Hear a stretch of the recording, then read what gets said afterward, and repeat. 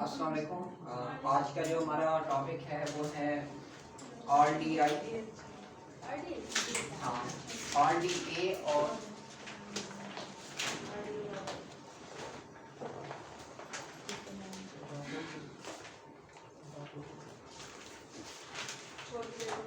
Recommended dietary allowance. इसके साथ दूसरा यूज होता है DRI।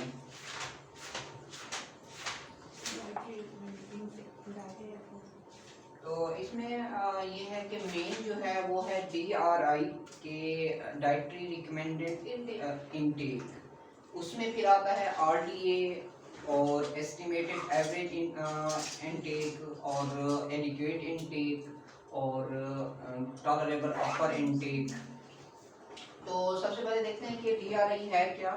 DRI ये है कि इनके आप लोगों की जो न्यूट्रिएंट रिक्वायरमेंट है उसके इनटेक रेफरेंस इनटेक कितना है, मीन के आप लोगों की नीड के मुताबिक मीन के कितना लेना चाहिए कैलकुलेटेड होता है। तो उसको कैलकुलेट करने के लिए क्या आया कि जो आप फूड आप ले रहे हैं या न्यूट्रिएंट ले रहे हैं उनमें से कितने परसेंट तक आपकी जो रिक्वायरमेंट है वो फुलफिल हो रही है। इसमें DRI में 4 चीज़ें होती हैं। एक RDA है, दूसरा है estimated average intake EAI, estimated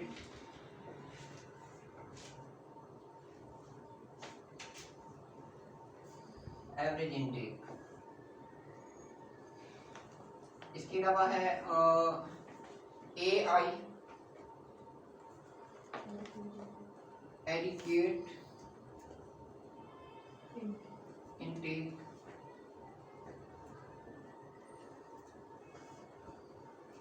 fourth पे है आपका और टॉलरेबल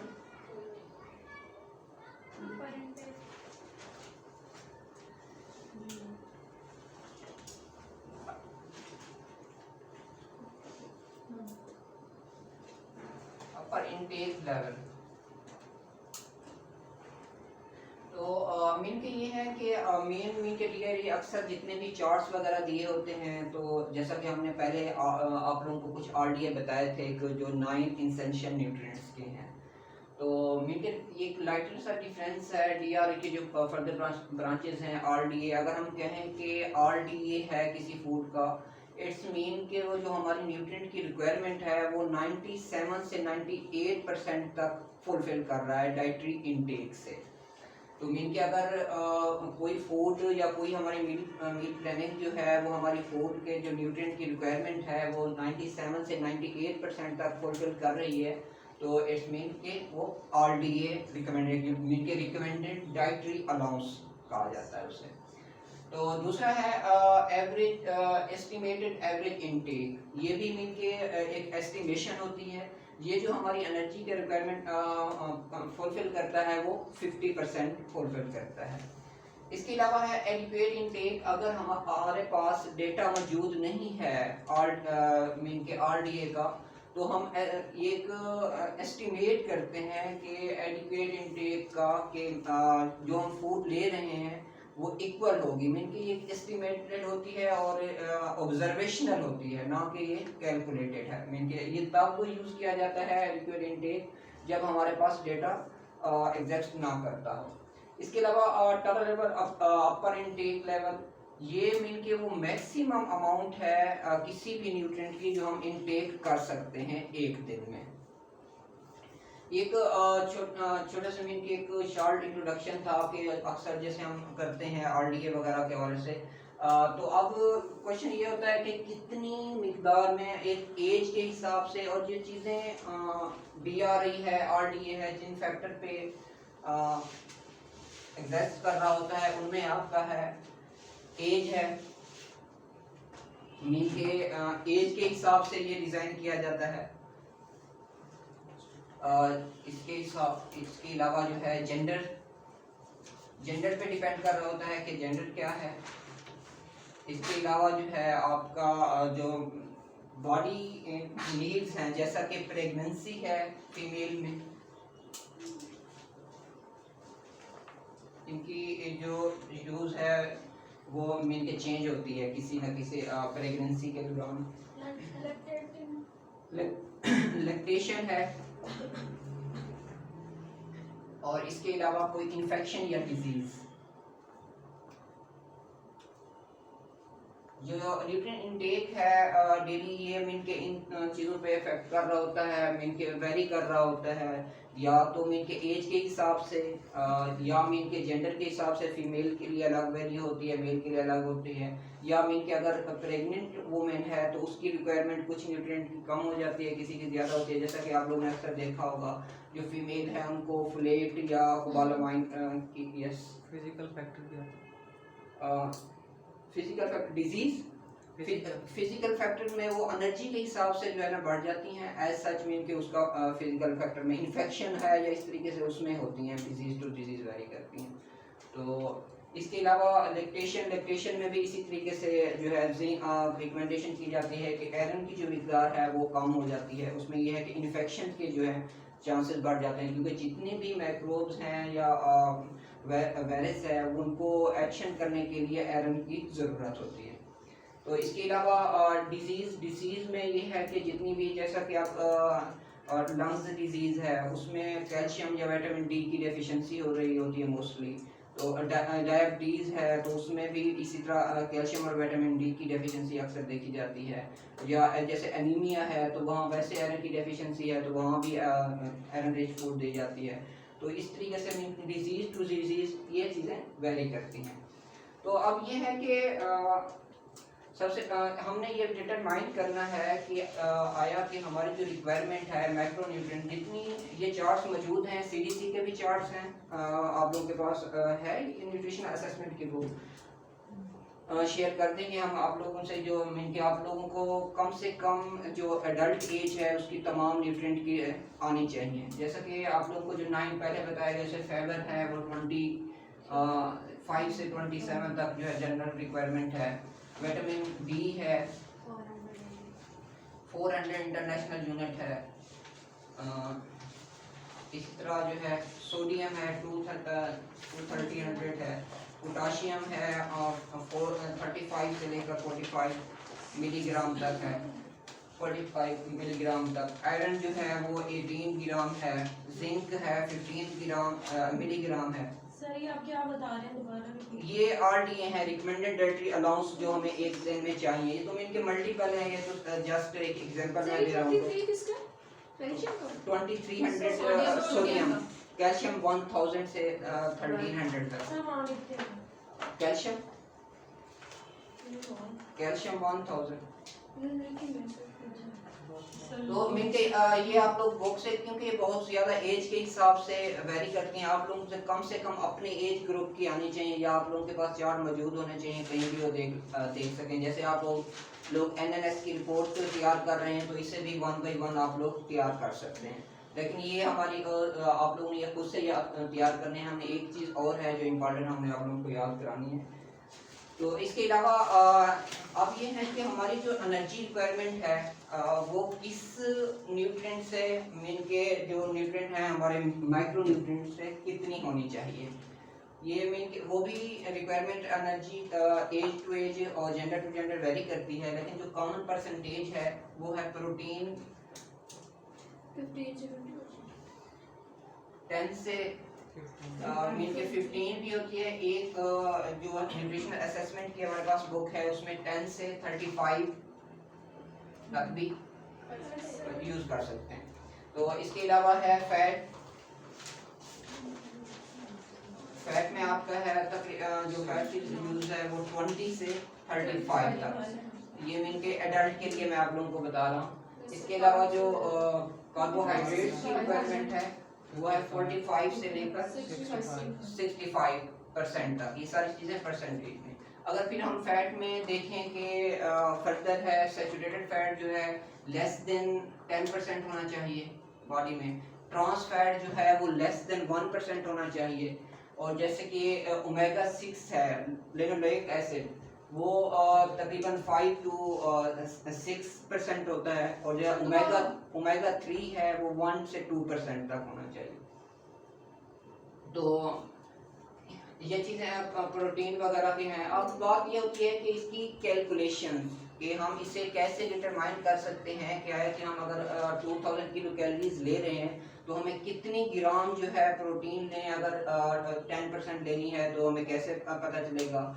अगर हम कितनी ग्राम फैट लेनी चाहिए और कितनी ग्राम हमें जो है कार्बोहाइड्रेट्स लेने चाहिए। हम इसको मिनके स्टैंडर्ड रखेंगे 2000 का।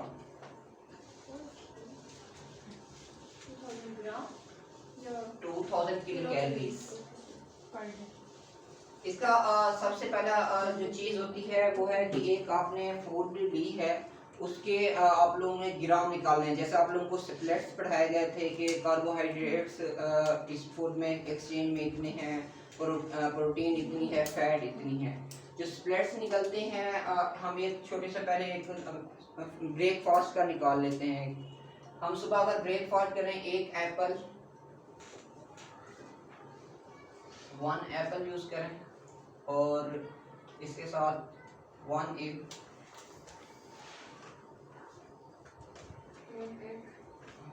हाफ कप जो है योगर्ट,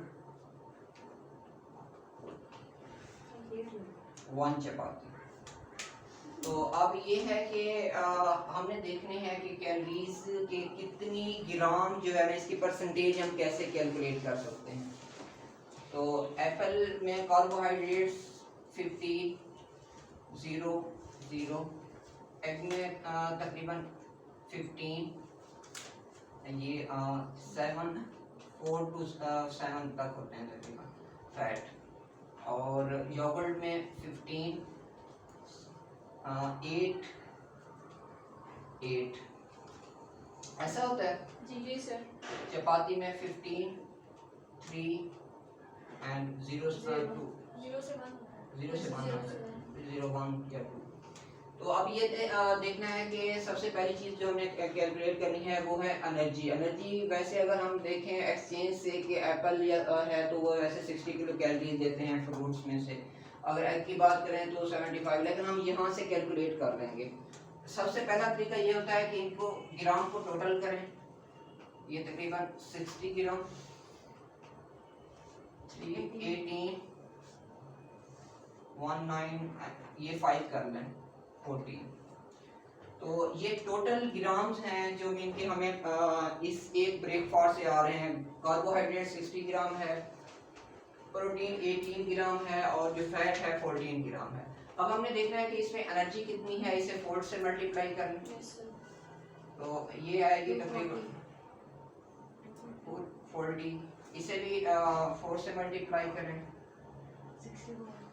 61, नहीं 32,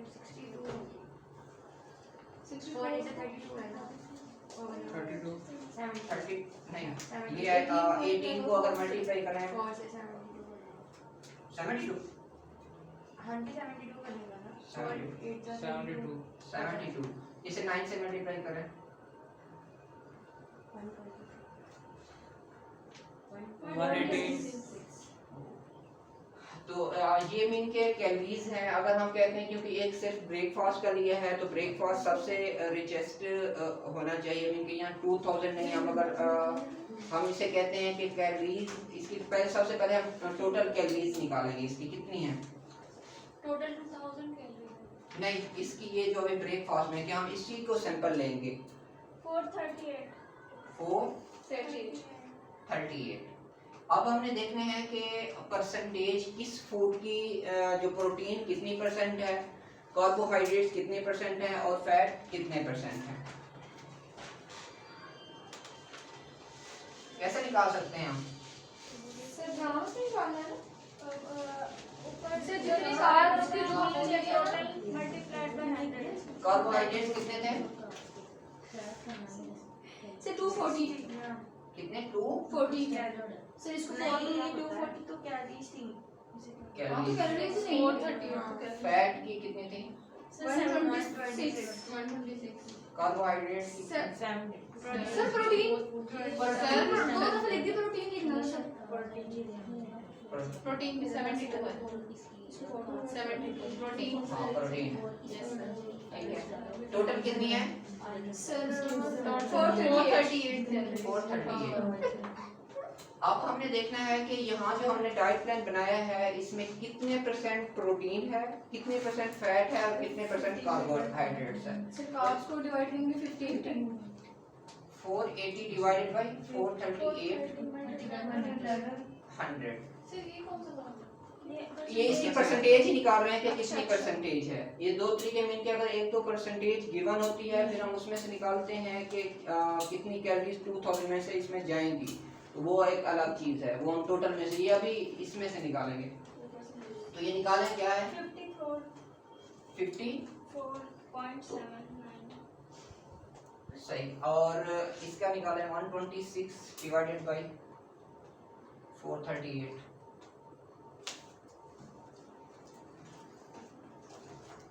28.7 28.7 प्रोटीन का निकालें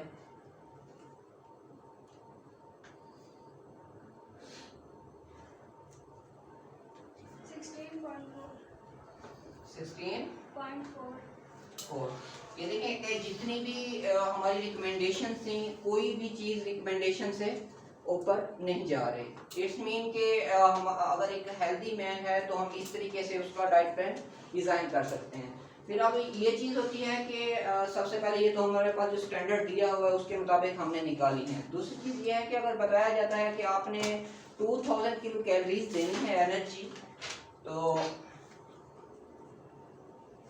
2000 किलो कैलोरीज जो है एनर्जी आपने देनी है लेकिन उसमें आपने 30% जो है प्रोटीन 40% जो है आपने कार्बोहाइड्रेट्स एंड 30% जो है आपने फैट देना है तो अब यहाँ पे ये निकालना होता है कि इसमें से कैसे हमें पता चलेगा कि कितनी किलो कैलोरीज जो है वो फैट से आएंगी कितनी किलो कैलोरीज जो है वो कार्बोहाइड्रेट से आएंगी कितनी किलो कैलोरीज जो है प्रोटीन से आएंगी ये पहले समझ आ गई है परसेंटेज निकालना तो अब ये है कि हमने परसेंटेज से कैलोरीज निकाली से ग्राम में करने के बाद फिर डाइट प्लान बनाते हैं जैसा कि हमने कहा कि प्रोटीन है 30% तो उसका निकालने का है कि 30% को आप ये है कि 100 है ना टोटल मीन कि total 2000 divided by 100 multiply by 30 sir मेरी बात सुनो जो 600 निकला था ना हाँ। प्रोटीन का उसी को सर उसी फॉर्मूला उसी तरीके से मीन कि इसका मेथड ये होता है कि जब आप परसेंटेज निकालना चाहें तो जो टोटल है वो ऊपर लिखना होता है जब आप इसमें से ग्राम निकालना चाहें फिर टोटल ऊपर बाकी डिवाइडेड बाय 100 किया जाता है तो आप इसमें से 2/2 ये भी वही 600 आंसर वही आएगा इसका जो मेथड है अभी सर कैलोरीज निकाल हाँ ये कैलोरीज नहीं है फिर इसको डिवाइड करेंगे 4 से यस सर अब ये ग्राम में आ जाएगा ये ग्राम में आ जाएगा इसी तरीके से हम चाहते हैं कि जो फैट है वो 30% मीन के क्योंकि ये है जैसा आप लोगों ने वो शॉर्टकट 2000 से मल्टीप्लाई नहीं करते क्योंकि जो एक फार्मूला जो मेथड होता है जब आप परसेंटेज निकालना चाहें जो मिनिमम अमाउंट है शॉर्ट अमाउंट वो ऊपर टोटल अमाउंट को नीचे लिखते हैं और मल्टीप्लाई बाई 100 से करते हैं लेकिन जब आप लोग उसी में ग्राम में कन्वर्ट करना चाहें या मीन के एक अमाउंट में परसेंटेज से करना चाहें फिर टोटल अमाउंट है वो ऊपर लिखते हैं डिवाइडेड बाई 100 और मल्टीप्लाई जो परसेंटेज आपको रिक्वायर्ड हो तो इस तरीके से 150 इसी तरीके से फैट का है आप उसी तरह 2000 multiply by 100 divided by 100 multiply 30 ये भी सर वही लिखा है आपने भी तो हमने हाँ। वैसे ही लिखा था बस आपने ऐसे- 2000 इधर कर दिया हमने लेकिन मेथड ये होता है ना इसको अच्छा इसको भी डिवाइड करें 4 से फिर सब sorry, 9 से 9 से 9 से डिवाइड करें और कार्बोहाइड्रेट्स का है 2000 804 4 नहीं सर 40 डिवाइडेड बाय 4 इन तीनों का ग्राम निकालें सर प्रोटीन का सर 150 ग्राम 150 है और 150 ग्राम कार्ब्स का लिखें 200 ग्राम नहीं ये सेम अच्छा ये सर, प्रोटीन है carbs, ठीक है 6.7 सर कार्ब्स 200 200 और फैट 66.6% 66 पर मीन के अब हम आप ये स्प्लिट से हम इजी अब मैनेज कर सकते हैं, क्योंकि हमारे पास जो स्प्लिट में एक्सचेंज लिस्ट है उसमें सारे ग्राम में दिए हुए हैं। तो हम अगर आप देखें कि कार्बोहाइड्रेट्स हैं, जैसे ये कार्बोहाइड्रेट्स हैं 200, आप अगर इसकी नियर अबाउट 15 सर्विंग लें, एक सर्विंग मीन कार्बोहाइड्रेट्स की 12 सर्विंग लें, 12 से 13 तक, तो आपके पास मीन कि आप कार्बोहाइड्रेट्स को पूरा कर सकते हैं। इसी तरीके से फैट की जो है आप मीन के एक सर्विंग में 5 ग्राम होता है मोस्टली फैट एक सर्विंग में, तो आप अगर 13 सर्विंग ले फैट की तो आप इससे कंप्लीट कर सकते हैं। इस तरीके से प्रोटीन जो है, प्रोटीन में आप मुख्तलिफ जैसे कि मिल्क है, ये थोड़ा फिर कम्प्लेक्स हो जाता है प्रोटीन में, क्योंकि ये हर चीज़ में मौजूद है और मीन के कम मिकदार में, ऐसा सोर्स नहीं है जो सारा का सारा प्रोटीन हो। तो फिर आप देखेंगे इसके लिए सबसे पहले तो यही तरीका इसी वजह से होता है, सबसे पहले जो है वो प्रोटीन को कैलकुलेट करते हैं।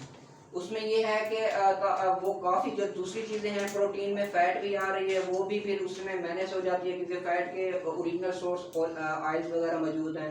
इसी तरह जो कार्बोहाइड्रेट्स के हैं उसके जैसे कि ये फ्रूट्स वगैरह हैं, ओरिजिनल सोर्स मौजूद हैं। तो जब भी आप लोग पूरा करेंगे सबसे पहले प्रोटीन को करेंगे, मीन के प्रोटीन की सर्विंग में फिर जितनी भी प्रोटीन के साथ आपने जैसा कि मीट दिया उसमें कार्बोहाइड्रेट्स भी आ गए, आपने मिल्क दिया हालांकि प्रोटीन सोर्स के तौर पर दिया, उसमें भी कार्बोहाइड्रेट्स मौजूद हैं। चीज़ है, कोई भी चीज़ है उसमें कार्बोहाइड्रेट्स और फैट मौजूद है। तो इसका सबसे पहला तरीका ये होता है कि सबसे पहले प्रोटीन को सेट करते हैं कि प्रोटीन की सर्विंग अपनी कंप्लीट करें। जैसे हमने कहा है कि कितनी सर्विंग प्रोटीन की बनेगी, क्योंकि वो मैटर करता है कि डिफरेंट चीज़ें हैं वो, क्योंकि प्योर कोई चीज़ नहीं है प्रोटीन के हवाले से। तो जैसे ही प्रोटीन की सर्विंग कंप्लीट होंगी तो वैसे वो तो रिकमेंडेड है ना, लेकिन फिर हम डाइट प्लान को भी हमने फॉलो करना है। तो वैसे इसमें वैसे प्रोटीन जो हम 10 से 12% रखते हैं। ये ऐसा समझ लें कि ये जो डाइट प्लान हमने कहा 30% एक जिम या स्पोर्ट्समैन के लिए, तो वहाँ हम एक्सीड करते हैं प्रोटीन को। तो इस तरीके से सबसे पहले प्रोटीन को करेंगे, प्रोटीन के बाद दूसरे नंबर पे फिर हम कार्बोहाइड्रेट या फैट दोनों में से किसी को भी कर सकते हैं। ठीक है, यस। प्रोटीन को 4 फैट को 9 4 से डिवाइड किया, ये क्यों किया? ये होता है कि 1 ग्राम जो प्रोटीन का होता है वो उसमें 4 किलो कैलोरीज होती हैं, और 1 ग्राम जो फैट का होता है उसमें 9 किलो कैलोरीज होती हैं, और 1 ग्राम कार्बोहाइड्रेट्स में 4 किलो कैलोरीज होती है। और प्रोटीन में भी 1 ग्राम फैट नहीं, 1 ग्राम फैट जो है उसमें 9 किलो कैलोरीज, 1 ग्राम जो कार्बोहाइड्रेट्स का है उसमें भी 4 किलो कैलोरीज, 1 ग्राम जो प्रोटीन का है उसमें भी 4 किलो कैलोरीज, 1 ग्राम जो अल्कोहल का है 7 किलो कैलोरीज।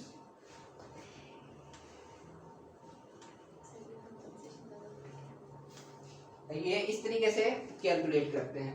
समझ आ गई है? पक्की बात है। Yes sir. तो